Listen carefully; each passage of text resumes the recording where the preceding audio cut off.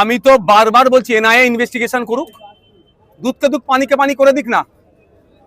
ISF এর কোনো ছেলে যদি বোম বাঁধা কাজে যুক্ত থাকে তাকে তুলে নিয়ে গিয়ে জেলের মধ্যে রেখে দিক, জেলের মধ্যে পচিয়ে মারুক, আমি তো বলছি।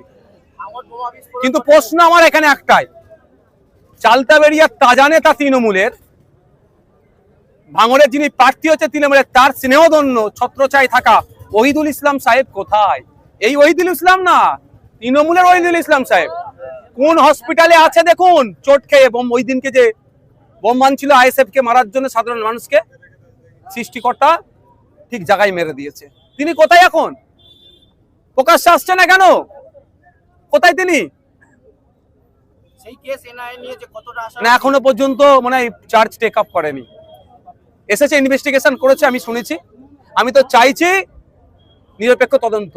আর এই হচ্ছে নওশাদ সিদ্দিকী বলেছে সেন্ট্রাল ফোর্স স্টেট ফোর্স লাগিয়ে চিরুনি তল্লাশি হোক, ভাঙড়ে চিরুনি তল্লাশি হোক, যা বোম গুলি পিস্তল আছে উদ্ধার হোক, যদি আইএসএফ এর ছেলের কাছেও থাকে সেটাও উদ্ধার করুক। কারণ ভাঙড়ের মানুষ অশান্তির আগুনে না জ্বলে, এটা আমি চাইবো। আমি ছুটে গিয়েছিলাম মমতা ব্যানার্জির কাছে, তার মূল্যবান সময় হয়নি, যে প্রয়োজনে আমি ভাঙড় থেকে প্রার্থী তুলে নেবো, ভাঙড়ে হিংসা থামান। আমি সেই ছেলে, একটু মাথায় রাখবেন।